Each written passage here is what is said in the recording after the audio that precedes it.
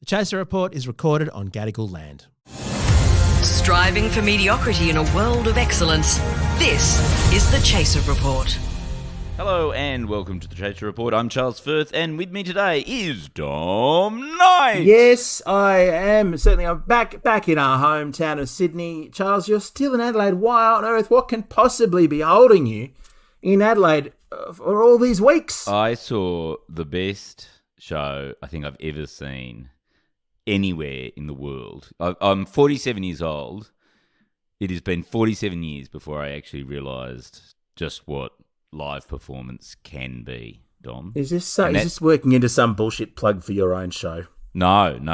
This is. Oh God. Okay, now I'm interested. So I've been at the Adelaide Fringe, and seen a few sort of like, oh yeah, another stand-up. Oh yeah, and actually some really bad shows. Especially, it's always I love South Australia, love Adelaide, as we've made very clear last week in the podcast. But it is true that if you're wanting to see a terrible act, some of the local acts that sort of turn up at the Adelaide Fringe. Oh, bless her. There's some acts that, and I say this, some without much live performing chops.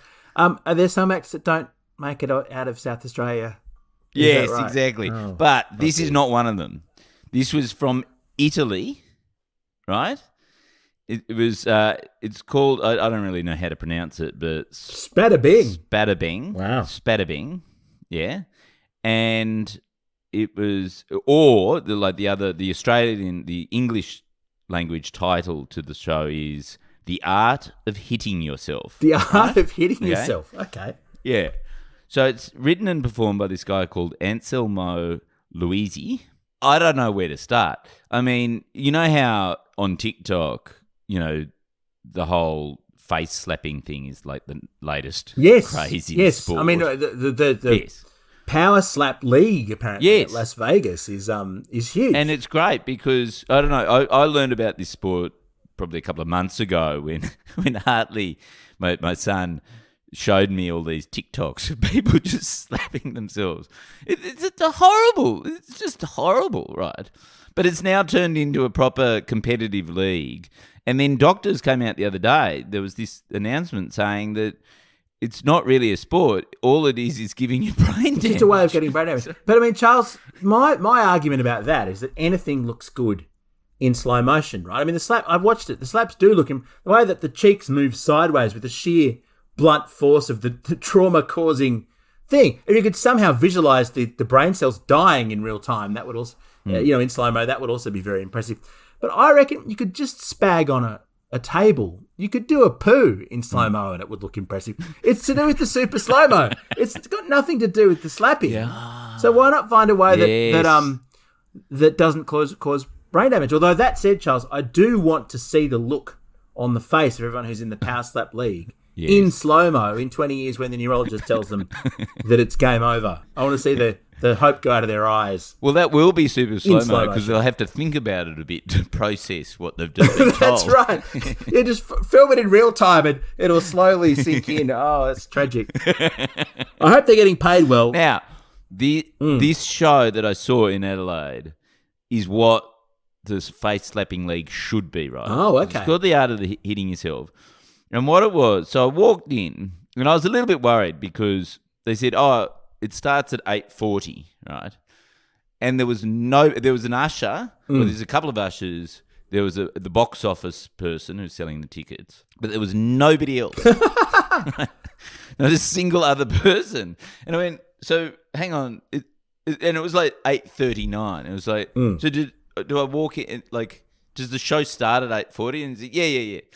So I walk in, worried that I'm going to be the only person in the audience. Luckily, this guy in thongs, who I think might have, been lacking in, a home, rocked up at the same time and also came in. So there were two people in the audience. Quite a large venue. Like it would have fit maybe 200 people, 250 people, sort of this old converted church, right? Goodness me. Just like at the Adelaide Town Hall, basically, out the back of the Adelaide Town Hall. And we're going, and then the ushers say, because you're going, fuck, like, this is pretty intense, right? Like, if you're at a show and you're the only person in the audience, like, that's That's quite. It's like going on a first date and then suddenly being married to the person, right? Like that's really really intense. Being in a very very small audience, particularly if there's a lot of people on the stage. If there's more people on the stage than in the audience, that's uniquely awkward. But no,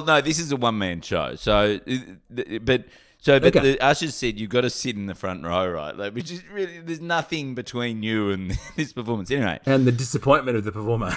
So, and then this guy walks out on stage and he just sprinkles talcum powder all over his body and on the stage and everything like that. And you go, this is a bit weird. And then he just starts sort of hitting different parts of his body. And it turns out he's a classically trained percussionist, right? Oh. And what you quickly realise is that actually every part of your own body has a different resonance, makes a different sound. And that by slowly combining all the different beats, especially if you're a fucking trained percussionist, you can make the most extraordinary music, right? So like within 5 minutes, both me and the one other person in the venue is just absolutely captivated. Like this is just, and you're just going, fuck, this should be in Vegas playing to 10,000 people, not in a fucking shitty little church in Adelaide. And anyway, so then luckily, 3 other people, about halfway through, about maybe 10, 15 minutes into the show, walk in and sit down. Like they're just late to the show, right? And I don't quite realise it at the time, but it's the Umbilical Brothers. Oh. Right? So like Doug Bain was sitting next to me. He got his he started his career on a little show called CNNN. Yes, an amazing kind of visual effects guy, yeah. He now works with the Umbilical Brothers. Anyway, so the point is, what happens is, this show goes on, it's fucking incredible. Like, it's like, and he just, and he builds it up, right? So he then starts pulling people from the audience. Like, so Doug gets up on the stage and starts hitting Doug, on the hands and then on the face and on the head and stuff like that, and making noises out of him, right? And then he goes, oh, we need to tune the drum. We need somebody else. So I get up there, right? And then it's clearly a 3-person audience participation thing. So he asks for another thing, and I'm just going, thank God other people walked in. Yeah. Because there wouldn't have been enough people in the audience for the audience participation moment. So then Dave Collins from the Umbies gets up, and the guy says to David Collins, who's like, David Collins would have to be one of the best absolutely physical performers in the world, but also it's the perfect person, percussive performers. Like they use their voice absolutely incredibly to sort of create sound effects during their shows. So, and he goes, oh, so what do you do, David? And he goes, this. The Chaser Report. Less news, less often. And so it was this magical moment where the leading Italian version of the Umbilical Brothers, who's it's all very highbrow. It's not like Umbilical Brothers, which is easily accessible. It's all very like conceptual and weird and everything like that. Is playing a tune. And Dave is brilliant, like has to sort of play along and mimic what the guy's doing, and sort of doing it as well as the guy on stage. It was just the most fucking incredible show. Like I can't tell you, like it was just mind-blowingly good, and you just go completely unique to that moment. There is no, like that show will never exist again. You can't capture that on screen. You can only get that sort of experience by turning up in person and being part of this shitty little crowd in front of this fucking amazing, talented artist. So the thing to do, apparently, is to go and see a radically unpopular show that the only time this has ever happened is actually incredible. There's word of mouth generally. Presumably Adelaide doesn't have social media yet, but usually if there's an amazing show, people find out and fill it up. So what you're telling us is we should go and see a show with nobody in the audience in the hope that halfway through some of the greatest live performers in the world turn up and help. Yeah, that's an experience I'm going to be able to replicate, Charles.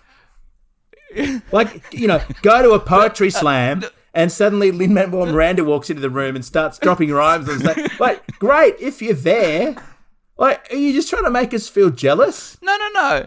Is that the point of this story? That there's always, in any performance, that you don't have to have the best performer in the world. Like, there's something about live that sort of gives this frisson of possibility about what's going to happen. Like, and you can only get that by just going along and making sure. And look, I mean, he's been playing for weeks now. Yeah. This Italian So guy. word of mouth has failed to materialise. Word of mouth has failed. But I think that's because if you look at his marketing material, the sort of strap line, and the thing that actually made me want to go along was, be ready to get your face slapped. And it is true. Like, a year after Will Smith. yeah.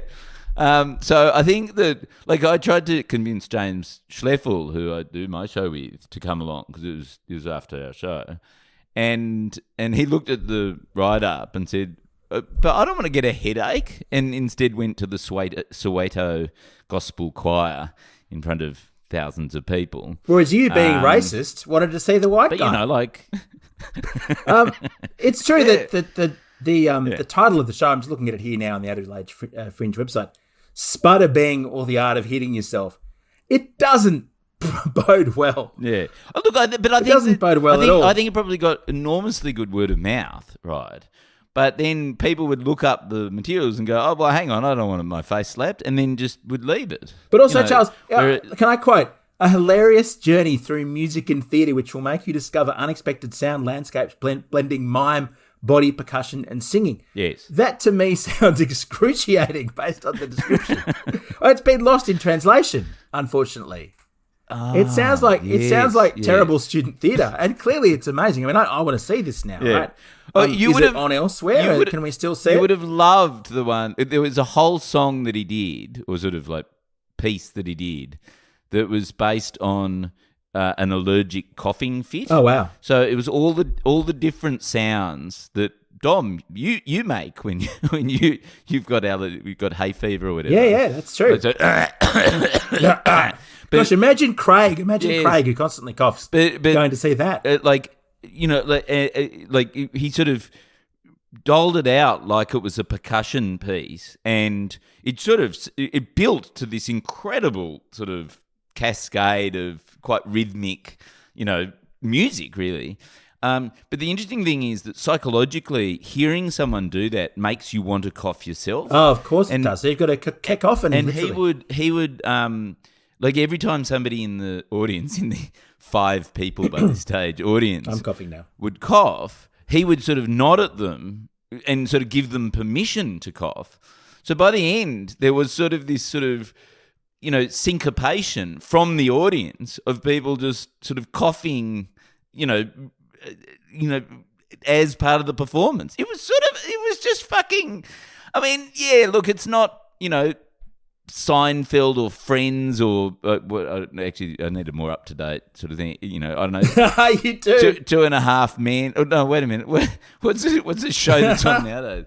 It's not Ted Lasso. Okay, right. It's not a reliable half hour of schmaltzy shit. But you do get your face slapped. So there's that. I mean, so Charles, you're saying that if I had come to this performance with you, I could have slapped you in the face. Basically. No. Oh, see, that's the thing they need. You slap yourself in the face, and he comes around and helps you slap yourself in the it's not quite as attractive you in the to face me as well. But all right. So the Chaser Report's brief is to keep you up to speed with the news and what's happening in the world. We spent this entire episode talking about a unique, never-to-be-repeated theatrical experience on in Adelaide for, let's see how much longer it's on. Oh, no, it by the finished time yesterday. you hear this, it will have... Yeah. It's finished. Okay.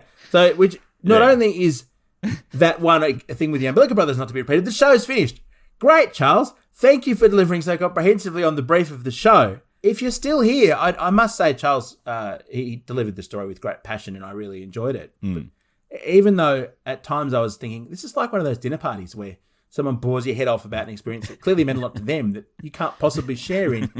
Nevertheless, that was very entertaining, Charles. It was the event that he's playing anywhere else, I'll go see him. It was the podcast equivalent of hitting yourself in the face. So the guy's called Anselmo Luisi. Yep. And you can, and if he does any more gigs, well, you can see him over in Italy. Perfect. In late March, but presumably you can at least check this out on YouTube somewhere and see that it's very good. Yeah. Well, I don't agree. know whether he's made it big enough. Okay, no, it's filmed it. I do agree though that that sort of live experience is is wonderful, and that's why you should go and support comedy festivals and things like that. Just briefly, the greatest thing I ever saw, I think, the most fun thing I ever did was, have you ever seen one of those 24-hour comedy shows that Mark Watson does? Oh, it's an idea we should steal. Yeah, he's fantastic. That's a great So what he idea. does is he basically gets into a room at a comedy festival. He has a team of people around him, like people displaying things on screens and so on, and he had video chat set up before Zoom was really a thing. This is 10 years ago. Maybe 20 years ago. Basically, he and the audience devised projects that emerged naturally during the course of the 24 hours. So he sent two of the members of the audience on a date, and then 3 hours later they came back and reported on the date, which happened in real time. And at one point he had Casey Bonetto, the guy who, and Tim Minchin was around as well, and they composed songs live. Somehow the entire show devolved into a campaign to try and get John Soe, their then Lord Mayor of Melbourne, to come down to the show by the end of the show, like by the midday on the second day. And we didn't get him down there, but what we did do was learn a 4-part harmony song, which we recorded on his voicemail, which we all learned, which was composed in real time. So if you ever see a show like that again, or see us completely stealing the idea of doing a 24-hour show, it was incredibly fun. And yeah, that can only happen in a room. It's absolutely, I don't have a funny point to make. It's just magic. Look, I've got a good idea. What's that? That's twice as good as a 24-hour show. What's that? A 48-hour show. I think he might have done one. No, but we should we should totally steal the idea. Just call it a 47-hour show or something. Make it a prime number. Yeah. I don't know if he's ever done a 24-hour live podcast, though. Oh, let's do that. That'll be incredibly boring. Yeah, and very tiring. And I mean, people can join in from around the world via the live stream and probably won't. Our gear is from Road. We are part of the Iconoclast Network. We'll be back tomorrow. See ya. For less than 24 hours, thank God.